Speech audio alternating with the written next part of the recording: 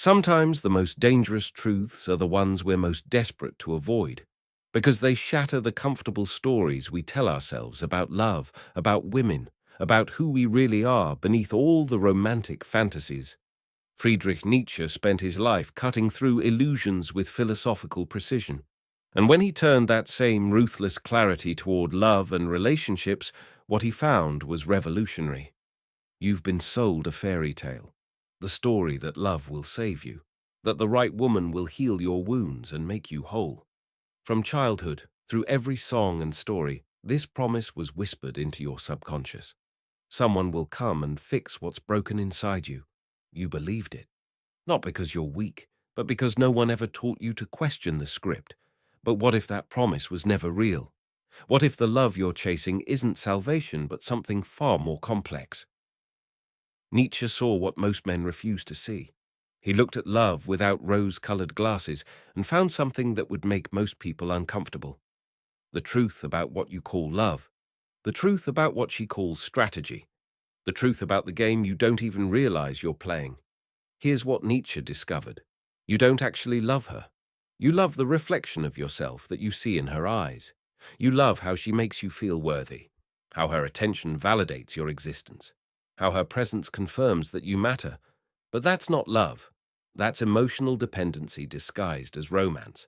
And while you're pouring your heart out, believing you're being vulnerable and authentic, she's reading you like a map, learning your weaknesses, understanding your needs. Not because she's cruel, but because this is how she's learned to survive in a world that never gave her direct power. Nietzsche observed that women had to master influence because they were denied authority. They couldn't command, so they learned to guide. They couldn't control through force, so they perfected control through psychology. And you walk right into it, thinking you're the one leading the dance. You mistake her strategy for softness, her calculations for care, her tactical responses for pure emotion. She's not fragile, she's focused. She's not innocent, she's intelligent. She's not surrendering, she's positioning herself exactly where she needs to be.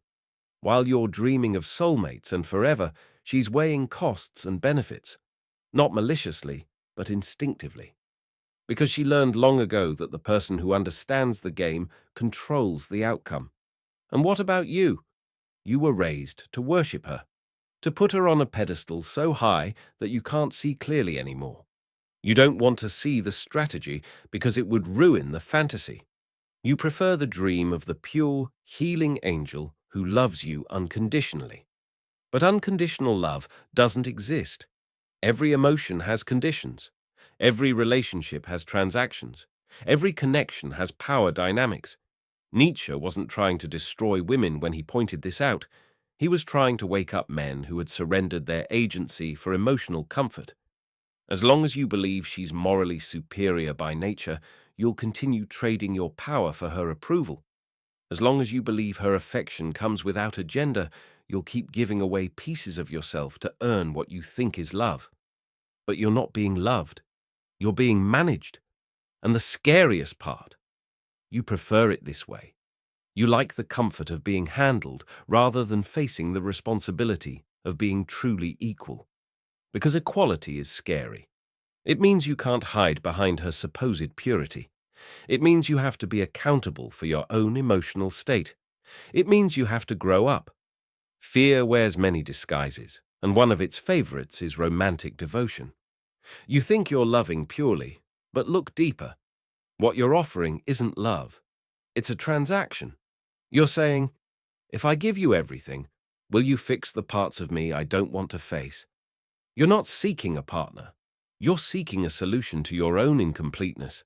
And while you're offering your soul in exchange for validation, she's listening to your needs and learning exactly how to position herself as indispensable.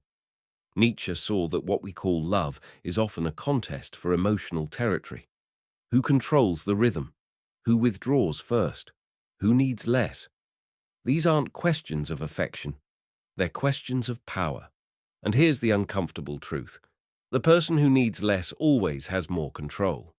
You give everything: time, attention, your entire identity. She gives just enough to keep you invested. You call that connection. But it's not connection. It's choreography. We've built a culture where women are taught to influence without appearing to lead, and men are taught to submit while thinking they're conquering. It's not her fault. It's not your fault. It's the result of centuries of conditioning where men dominated the outer world and women mastered the inner one. She doesn't need to argue. She just needs to suggest. She doesn't need to demand. She just needs to desire. And in doing so, she shapes your decisions, your identity, your entire reality, all without ever raising her voice. That's not manipulation. That's mastery of an art form you don't even recognize exists. You call her mysterious because you don't understand her. You don't understand her because you've never questioned your own myths about love. You still think love is about unity. She knows love is about leverage. When she pulls away, it destroys you. Not because she's gone, but because your reflection disappeared with her. Nietzsche would say you never loved her at all. You loved the way she made you feel about yourself. She was the stage where you performed your worth. Now the stage is empty, and you're left with silence and truth. She didn't deceive you. She simply stopped playing the role you wrote for her in your fantasy. You didn't see her. You saw your projection of what you needed her to be. And when she stopped performing that projection, you called her cold. You called her heartless. But maybe the real betrayal was yours, for loving an illusion and expecting a human being to live inside it. Nietzsche didn't condemn women. He condemned men who refused to grow up, who wanted muses instead of equals, who begged for angels instead of daring to engage with complex human beings. If you're ready to stop blaming her, then you're ready to look at yourself with clarity instead of shame. And from that clarity, something revolutionary can begin. Not the end of love, but its transformation from fantasy into reality. You are taught that selfless love is the highest virtue. But what if that selflessness is just emotional dependency wearing a noble mask? What if beneath all your romantic gestures is a quiet fear? If I don't give everything, she won't stay. So you offer more. You compromise more. You erase parts of yourself to become what you think she wants, not because you love her, but because you fear being without her reflection of your worth. This isn't nobility. It's submission disguised as romance. And while you think you're being brave, she feels something else entirely, control through your willingness to orbit around her approval. Love rooted in need is never equal.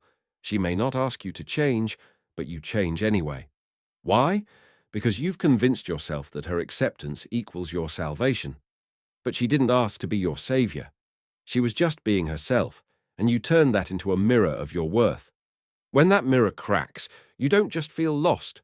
You feel like you're disappearing. Because it wasn't love you were protecting. It was the story that said, if she loves me, I am whole. But stories aren't truth. And when reality intrudes, you call it betrayal. Nietzsche would call it awakening. The lie isn't that she has power. The lie is that you didn't see it clearly. You called her gentle, but she was strategic. You called her nurturing, but she was observant. You thought she surrendered, but she was always choosing. Because she understood something you never did. The person who sees the dynamic clearly holds the keys to the kingdom. Now, finally, the illusion begins to crack. You remember moments when her smile seemed calculated, when your smallest emotional shifts were anticipated before you even voiced them. You thought she was intuitive, and she was. But for her, intuition is survival.